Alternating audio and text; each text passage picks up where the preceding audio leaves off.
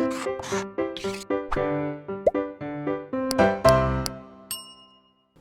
Students, welcome back to Blueprint Digital. आज की इस वीडियो में हम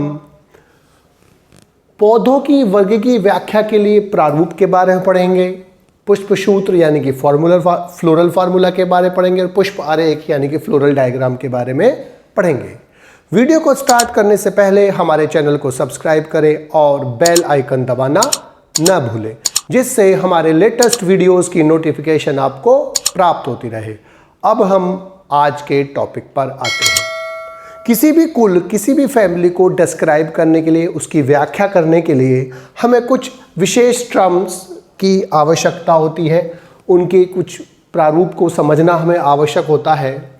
सबसे पहले हम प्लांट की प्रकृति के बारे में पढ़ते हैं, प्लांट की प्रकृति के बारे में जानते हैं कि वो उसकी हैबिट कैसी है, कि वो एक्वेटिक प्लांट है, वो टेरेस्ट्रियल प्लांट है, वो पैरासाइट है या वो सैप्रोफाइट है, या उसका नेचर का है, कहाँ वो पाया जाता है, वो हर्ब है, वो शर्ब है यानी कि वो शाक है या वृक्ष है, इसके बारे में हम उसको लिखते हैं। सेकंड नंबर पर हम जड़ों के बारे में प्राप्त करते हैं कि जड़ अपस्थानिक जड़ें हैं या मूसला जड़ें हैं यानी कि टैप रूट है या एडवेंटिशियस रूट्स है। रूट्स में कोई विशेष बात, जैसे माना फैबेसी कुल में यानी कि जो मटर कुल है उनके अंदर रूट नोड्यूल्स पाए जाते हैं, तो उसके बारे में हम लिखते हैं। तना, तने के बारे में लिखते हैं। स्टेम के बारे में, स्टेम कैसा है, वीक है, स्ट्रॉन्ग है, एरियल है, सब एरियल है या भूमिगत है, या तो भूमि में पाया जाता है या वायु में पाया जाता है, वायवीय है या अर्धवायवीय है। उसके अंदर कोई विशेष अडेप्टेशंस पाई जाती है तो वो लिखते हैं। उनमें हेयर प्रेजेंट है तो वो लिखते हैं। जो भी उसके अंदर कोई विशिष्ट बात होती है वो लिखते हैं। जैसे कोई अंडरग्राउंड है तो अंडरग्राउंड के बारे में लिखेंगे। चौथा, पत्ती। पत्ती कैसी है, लीफ सिंपल है या कंपाउंड है, सरल है या संयुक्त पत्ती है। संयुक्त में भी वो पामेटली कंपाउंड है या पिन्नेटली कंपाउंड है। लीफ के अंदर कोई विशेष अडेप्टेशंस पाई जाती है, अनुकूलता पाई जाती है, तो उसके बारे में हम लिखते हैं। सबसे प्रमुख करैक्टर अब यहाँ से स्टार्ट होते हैं, इन्फ्लोरेसेंस से। तो यहाँ से इंपॉर्टेंट करैक्टर स्टार्ट होते हैं। पुष्प क्रम कैसा है, रेसिमोस है, एसिमाक्षी है या सेसिमाक्षी है।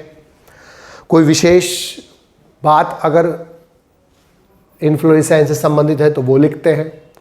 पुष्प, सबसे इंपॉर्टेंट जो सबसे ज़्यादा इंफॉर्मेशन दी जाती है वो पुष्प के द्वारा दी जाती है कि पुष्प जो है, सबसे पहले हम देखते हैं कि वो पुष्प ब्रैक्टिएट है या ईब्रैक्टिएट है, वो ब्रैक्टियोलेट है अथवा ईब्रैक्टियोलेट है, उसमें सहपत्र है या नहीं है, सहपत्रहीन है या सहपत्र युक्त है, सहपत्रिका है नहीं है, वो त्रिज्या सम्मित है अथवा एक व्यास सम्मित है, वो द्विलिंगी है अथवा एक लिंगी है। एक लिंगी है तो अलग अलग देना पड़ता है।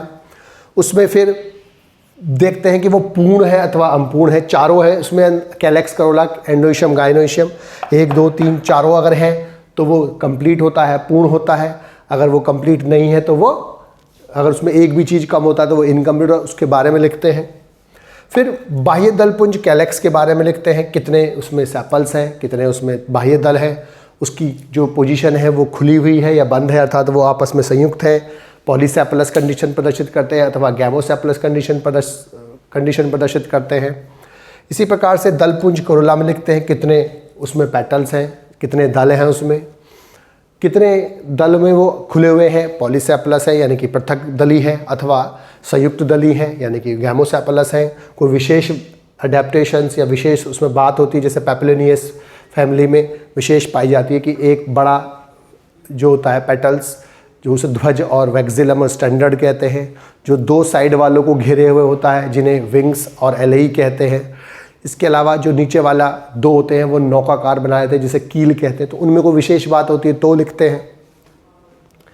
इसके बाद अगर कैलेक्स और कोरोला में यानी कि बाह्य दलपुंज में और दलपुंज में अंतर नहीं हो पाता है, तब वहाँ पर पेरियंथ लिखते हैं यानी कि परिदल पुंज लिखते हैं, और इसका जो एक मेंबर होता है वो टैपल कहलाता है, परिदल कहलाता है, और वो खुला है या बंद है यानी कि फ्यूज्ड है अथवा अनफ्यूज्ड है, उसके बारे में लिखते हैं। पुमंग यानी कि एंड्रोइशियम में लिखते हैं कि कितने स्टैमन्स हैं, वो पॉलीएंड्रस कंडीशन शो करते हैं, पॉलीएडेल्फस कंडीशन शो करते हैं, या एडेल्फस कंडीशन, सिंजेंशियस या सिनेंड्रस कंडीशन शो करते हैं। जो भी इसमें विशेष बात होती है तो लिखते हैं।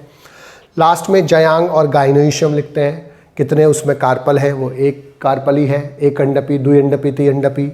इसके अलावा उसमें कितने कार्पल्स के बाद वो कार्पल फ्यूज्ड है या अनफ्यूज्ड है, यानी कि एपोकार्पस, युक्त अंडपी या युक्त अंडापी यानी कि सिनकार्पस कंडीशन पाई जाती है। ओवरी सुपीरियर है अथवा इन्फीरियर होती है या सेमी इन्फीरियर, सेमी सुपीरियर बोलते हैं। पुष्प सूत्र जो होता है, इसकी सहायता से अब हम पुष्प सूत्र बनाते हैं या पुष्प सूत्र का अध्ययन करते हैं, और पुष्प सूत्र से मानक चिन्हों का प्रयोग करते हुए पुष्प के विभिन्न भागों का हम अध्ययन करते हैं, उसकी व्याख्या करते हैं। इसको हम पुष्प सूत्र बोलते हैं। तो पुष्प सूत्र का मतलब मानक चिन्हों यानी कि स्टैंडर्ड सिंबल्स का यूज़ करते हुए किसी पुष्प के विभिन्न भागों का जो वर्णन होता है, उसकी संक्षिप्त व्याख्या को हम पुष्प सूत्र कहते हैं। पुष्प सूत्र में सबसे पहले हम मात्र अक्ष यानी कि मदर एक्सिस का ध्यान रखते हैं कि मदर एक्सिस कौन सा होता है, जिस पॉइंट से फ्लावर स्टेम से या ब्रांच से लगा होता है, उस एक्सिस की तरफ का जो साइड होता है उसको हम मदर एक्सिस बोलते हैं, और मदर एक्सिस की तरफ का जो साइड होती है उसे हम पोस्टीरियर साइड बोलते हैं, जो उसके अपोजिट साइड होती है उसे हम एंटीरियर साइड बोलते हैं। जो पुष्प सूत्र यानी कि फ्लोरल फार्मूला में जो सबसे इम्पोर्टेंट यूज़ होने वाले टर्म्स हैं वो है पहला सहपत्र और असहपत्री, यानी कि ब्रैक्ट्स उपस्थित हैं या नहीं है, और ब्रैक्ट्स अगर उपस्थित होते हैं, सहपत्र अगर उपस्थित होते हैं तो कभी कभी जो फ्लावर होता है वो सहपत्र से निकलता है, उसके बेस पर पत्ती लाइक स्ट्रक्चर्स प्रेजेंट हो जिसे सहपत्र या ब्रैक्ट्स बोलते हैं। अगर ब्रैक्ट्स होता है तो हम उस फ्लावर को ब्रैक्टिएट बोलते हैं, और अगर ब्रैक्ट्स नहीं होता तो उसे हम ई ब्रैक्टिएट यानी कि असहपत्री और सहपत्री बोलते हैं, और इसको हम बी आर से रिप्रेजेंट करते हैं शॉर्ट में, और इसको ई बी आर से रिप्रेजेंट करते हैं। ब्रैक्ट्स को फ्लोरल फार्मूले में नीचे की तरफ यूज़ करते हैं। सहपत्री का अगर ब्रैक्ट से भी छोटी संरचना उपस्थित होती है, ब्रैक्ट लाइक, तो उसको हम ब्रैक्टियोल्स बोलते हैं, सहपत्री का बोलते हैं। अगर उपस्थित है तो बी आर एल, और अगर अनुपस्थित है तो वो ई ब्रैक्टियोलेट यानी कि ई बी आर एल बोलते हैं। अब उसकी व्यास, उसकी सम्मिति देखते हैं पुष्प की, कि वो त्रिज्या सम्मित यानी कि एक्टिनोमॉर्फिक है या एक व्यास सम्मित यानी कि जाइगोमॉर्फिक है। अगर वो एक से ज़्यादा लंबवत काट से काटने पर दो बराबर भागों में बढ़ जाता है तो वो एक्टिनोमॉर्फिक होता है, और इसलिए इसका साइन ऐसे और ऐसे करके बनाया गया था है। और अगर वो केवल एक ही लॉन्गिट्यूडनल एक्सिस से एक ही लंबवत काट से काटने पर दो बराबर भागों में बढ़ता है तब वो जाइगोमॉर्फिक होता है। और जाइगोमॉर्फिक को इसलिए साइड ऐसे लिखते हैं कि एक ही लॉन्गिट्यूडनल एक्सिस से दो बराबर भागों में बटेगा, या परसेंटेज के साइन से हम इसको प्रदर्शित करते हैं।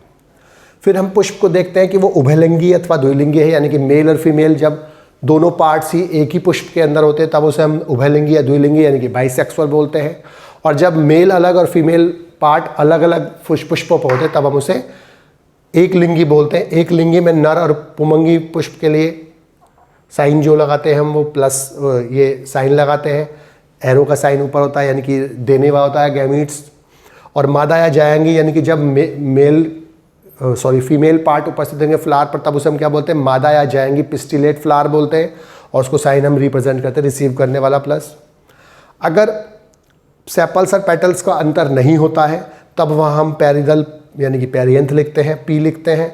और अगर जो पेरियंथ के मेंबर्स होते हैं टैपल्स वो आपस में फ्यूज्ड नहीं होते हैं, और फॉर एग्जांपल वहाँ 3+3 है तो हम उसको ऐसे 3+3 लिख देते हैं, और अगर फ्यूज्ड नहीं है तो ब्रैकेट नहीं लगाते हैं।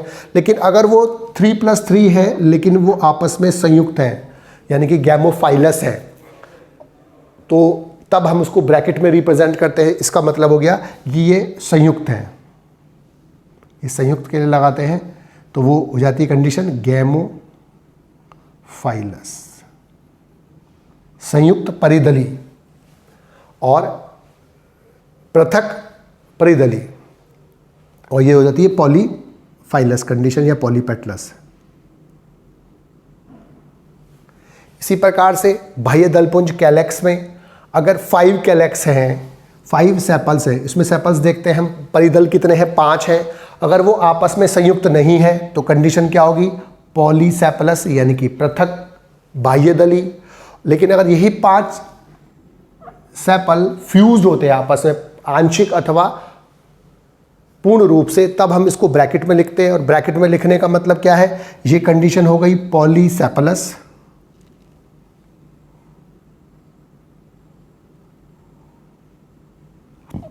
पॉलीसेपलस का मतलब पृथक बाह्यदली, और ये कंडीशन हो गई गैमोसेपलस, यानी कि संयुक्त बाह्यदली। इसी प्रकार से कोरोला देखते हैं। कोरोला के जो मेंबर होता है सी से रिप्रेजेंट करते हैं, और अगर उसमें 5 संयुक्त नहीं पृथक वाले हैं तब हम उसको C5 सिंपल लिखते हैं। तो 5 पेटल्स यानी कि दल होते हैं इसमें, और लेकिन अगर वो फ्यूज्ड होते हैं पूर्ण अथवा आंशिक रूप से तो उसे ब्रैकेट में लिखते हैं। ये कंडीशन कहलाएगी पॉलीपेटलस और ये कहलाएगी गैमोपेटलस। पॉलीपेटलस का मतलब पृथक दली और ये संयुक्त दली। पुमंग यानी कि एंड्रोइशियम, एंड्रोइशियम में कितने स्टैमन्स होते हैं ये देखते हैं हम पहले। स्टैमन अगर फॉर एग्जांपल 5 है तो अगर वो आपस में फ्यूज्ड नहीं है, पॉलीएंड्रस हैं, तो हम उसको विदाउट ब्रैकेट लिखते हैं। लेकिन अगर वो सिंडेंड्रस हैं या सिंजेंशियस कंडीशन शो करते हैं, युक्त कोशी या संयुक्त पुमंगी है, तो तब हम उसको ब्रैकेट में लिखते हैं। सिंजेंशियस युक्त कोशी का मतलब जब एंथर्स जो होंगे फ्यूज्ड होंगे, फिलामेंट फ्री होते हैं, और जब पूरा का पूरा एंथर फ्यूज होता है तब उसे सिनेंड्रस कंडीशन बोलते हैं। तो सिनेंड्रस और सिंजेंशियस के लिए ब्रैकेट लगाएंगे, अन्यथा सिंपल अगर वो फ्यूज नहीं होंगे तो विदाउट ब्रैकेट लेंगे। इसी प्रकार से गाइनोइशियम जायांग में देखते हैं हम कितने कार्पल्स हैं। फॉर एग्जांपल उसमें 3 कार्पल है, लेकिन वो आपस में फ्यूज नहीं है, अर्थात एपोकार्पस कंडीशन है, यानी कि वियुक्त अंडपी है, तब हम उसे सिंपल ब्रैकेट के बिना लिखते हैं। लेकिन अगर यही 3 कार्पल्स आपस में फ्यूज्ड होते हैं यानी कि सिनकार्पस कंडीशन पाई जाती है, तब हम उसको ब्रैकेट में लिखते हैं। और ओवरी सुपीरियर के लिए साइन हम नीचे लगाते हैं। अगर हमने लिखा जी नीचे, ये ओवरी सुपीरियर हो गई। इन्फीरियर के लिए ऊपर लगाते हैं, और जब सेमी सुपीरियर सेमी इन्फीरियर होती है तब सामने लगाते हैं। और जब ओवरी सुपीरियर होती है तो फ्लावर क्या होता है, हाइपोगाइनस होता है। जब इन्फीरियर होती है तो एपिगाइनस होता है, और जब सेमी सुपीरियर सेमी इन्फीरियर होता है तो वो पेरीगाइनस फ्लावर कहलाता है। तो इस प्रकार से हम उसके फ्लोरल फार्मूले को समझकर उसकी डिस्क्रिप्शन करते हैं, उसकी व्याख्या करते हैं। पुष्प आरेख बनाते समय हम इस फ्लोरल फार्मूले से जब पुष्प आरेख बनाते हैं तो पुष्प आरेख बनाते समय हम कुछ बातों का विशेष ख्याल रखते हैं। तो पुष्प आरेख है क्या कि पुष्पों के जो कैरेक्टर हैं उनको हम एक डायग्राम के रूप में रिप्रेजेंट करते हैं। हम इसको बोलते हैं पुष्प आरेख। और पुष्प आरेख में सबसे पहले हम याद रखते हैं कि जो मदर एक्सिस पोस्टीरियर साइड होता है इसमें हम उसको ऊपर की तरफ बनाते हैं। ये पोस्टीरियर साइड को रिप्रेजेंट करता है और ये एंटीरियर साइड को रिप्रेजेंट करता है। इसके बाद जो ये फ्लावर के कैरेक्टर्स हैं उसमें जब हम सबसे पहले बनाते हैं तो हम यूज़ क्या करते हैं, KCAG। नॉर्मली हम क्या यूज़ करते हैं, KC, कैलेक्स, कोरोला, एंडोइशियम, गाइनोइशियम, यानी कि कैलेक्स, कोरोला, बाह्यदल, दलपुंज, पुमंग और जायांग। और इनको हम, चूंकि ये इनका जो क्रम होता है, सबसे बाहर सेपल्स होते हैं यानी कि कैलेक्स होता है यानी कि बाह्य दल होता है, उसके अंदर कोरोला होता है यानी कि पेटल्स होते हैं यानी कि दल पुंज होता है, उसके अंदर पुमंग होते हैं यानी कि स्टेमन्स होते हैं, और सबसे अंदर फीमेल पार्ट गाइनोइशियम होता है। इसलिए इसी क्रम में हम इसको लिखते हैं। और सबसे पहले यहाँ पर इस बाहर वाले सर्कल पर हम एक नॉर्मली सर्कुलर डायग्राम बनाने की कोशिश करते हैं। तो इस सर्कुलर पाथ में हम सबसे पहले मदर एक्सिस के बाद हम जो रिप्रेजेंट करते हैं वो सेपल को रिप्रेजेंट करते हैं सबसे बाहर, क्योंकि सबसे बाहर सेपल होते हैं। और हम सेपल को कैसे रिप्रेजेंट करते हैं, मदर एक्सिस को ऐसे रिप्रेजेंट करते हैं, सेपल्स के लिए ये साइन होता है, पेटल्स के लिए ये वाला साइन होता है। लेकिन अगर उसमें नेक्टर ग्लैंड, मकरंद ग्रंथियाँ होती हैं तो उसमें हम इसको मकरंद ग्रंथि को अंदर की तरफ ऐसे रिप्रेजेंट करते हैं।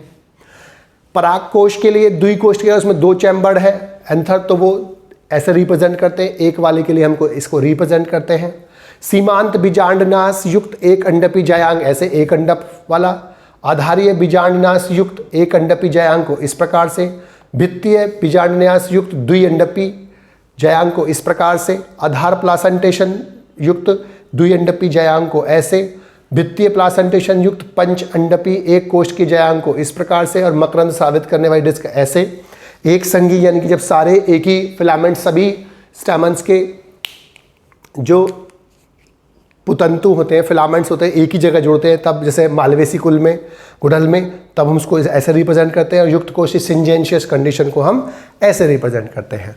तो फ्लोरल डायग्राम बनाते समय हम इस फ्लोरल फार्मूले को यूज़ करते हैं। जैसे फॉर एग्जांपल हम किसी भी फैमिली का जो फ्लोरल फार्मूला लिख देते हैं, माना for example bracteate, actinomorphic, hermaphrodite, K5, अब हमें कितने भी हो सकते हैं, माना फॉर एग्जांपल ये हमने सोलोनेसी का फार्मूला है K5, C5, A5, A2। तो इसमें ये दोनों गैमोसेपलस हैं, ये सिंस कार्पस ओवरी सुपीरियर होती है, और ये खुले हैं, और ये इस टाइप का कंडीशन पाई जाती है। तो अब सबसे पहले हम क्या काम करते हैं कि जो बाहर की तरफ है कैलेक्स सेपल्स, उसको रिप्रेजेंट करते हैं। 5 हैं तो 1 2 3 4 5 लाते हैं। उनका विन्यास वेलवेट एस्टिवेशन है, या कोई सा भी जो एस्टिवेशन है, ट्विस्टेड है, कोई सा भी एस्टिवेशन, उसमें उसको लगाते हैं। सेकंड नंबर पर उसको फिर हम रिप्रेजेंट करते हैं पेटल्स को। पेटल्स को लगाने का क्रम लगाते हैं।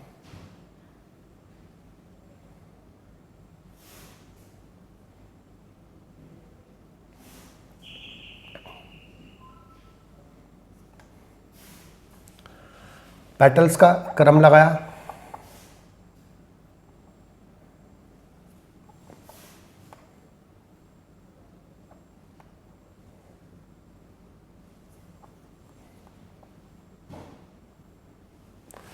और इसके बाद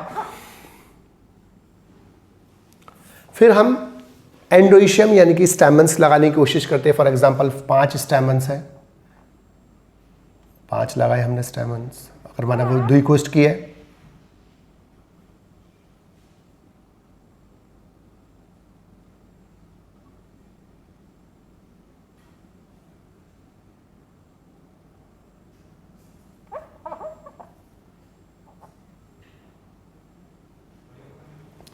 तो और बाद में सबसे लास्ट में हम फॉर एग्जांपल उसकी अंदर वाली जो टीएस होती है, टीएस ऑफ ओवरी को रिप्रेजेंट करके लिख देते हैं।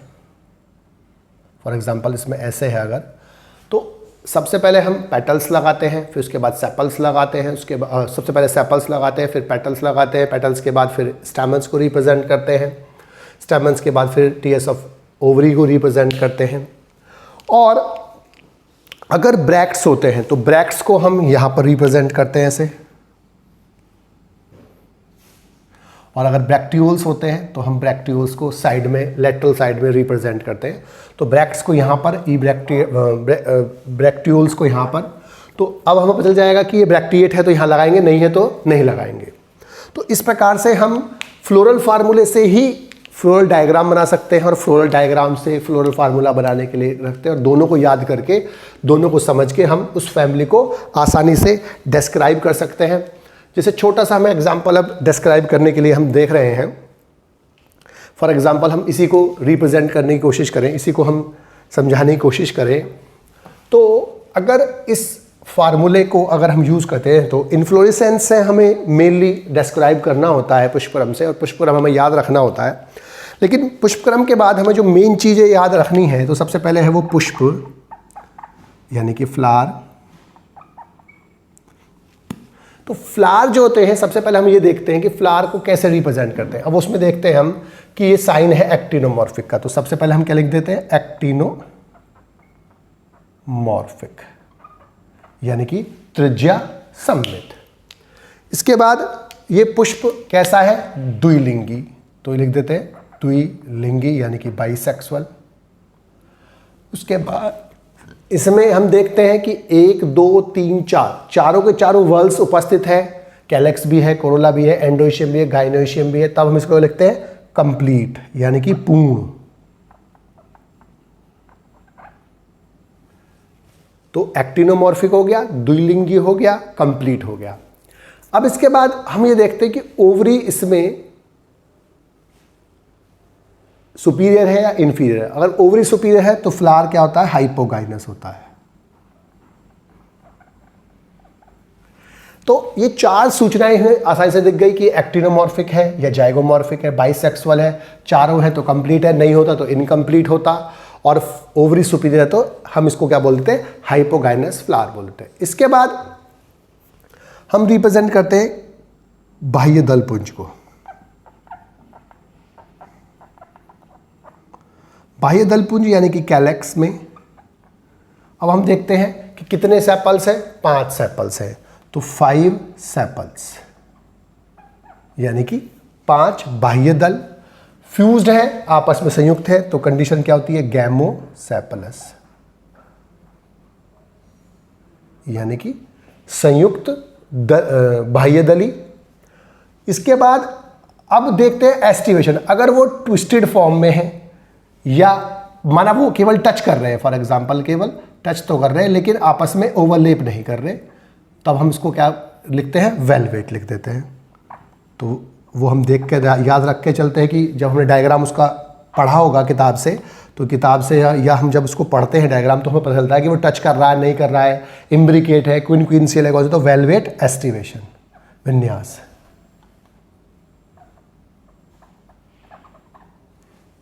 इसके बाद आता है दलपुंज। अब देखा इसमें पेरियंथ नहीं है, पी नहीं है, तो इसका मतलब इसमें सेपल्स पेटल्स अलग अलग है, तो इसलिए हम इसको अलग अलग रिप्रेजेंट कर रहे हैं। तो दलपुंज का मतलब कोरोला। कोरोला में क्या होते हैं, पेटल्स होते हैं यानी कि दल होते हैं, कितने हैं, 5, तो 5 पेटल्स, 5 दल हो गए।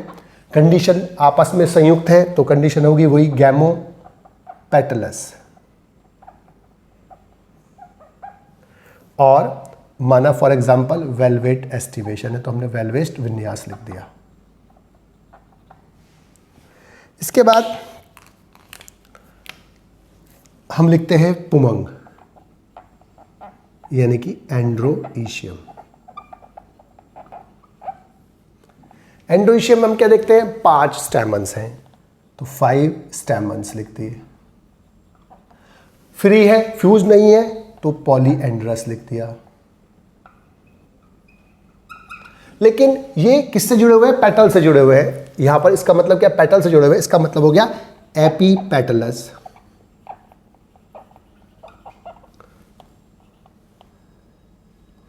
इसके बाद अब ये इसका अगर माउथ ऐसे अंदर की तरफ है तो इसका मतलब ये बाहर की तरफ, अंदर की तरफ खुलते हैं ऐसे तरफ तो इंट्रोज होते हैं। जब ये ऐसे होते हैं तो ये डाइथिकस होते हैं। जब ऐसा हुआ तो मोनोथिकस होता है। तो हम क्या लिखेंगे, 5 स्टेमन्स, पॉलीएंड्रस, एपीपेटलस,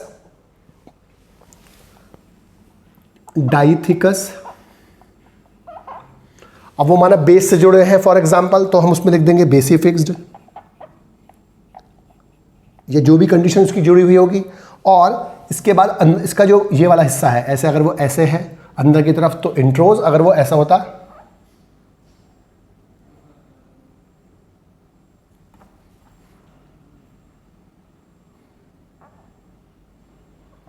तो ये अंदर की तरफ है, इंट्रोज हो गया। और अगर वो उल्टा होता इसमें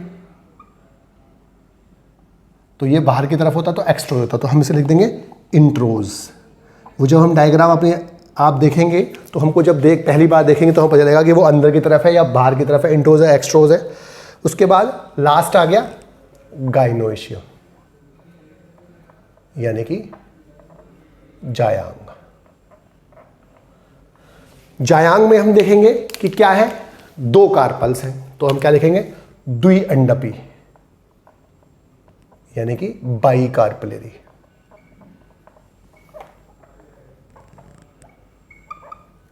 इसके बाद बाइकार्पलेरी के बाद देखा हमने फ्यूज्ड है, अगर ये ब्रैकेट में हो तो फ्यूज होते हैं, तो यानी कि सिनकार्पस यानी कि युक्त कोशी, युक्तांडापी, युक्तांडपी।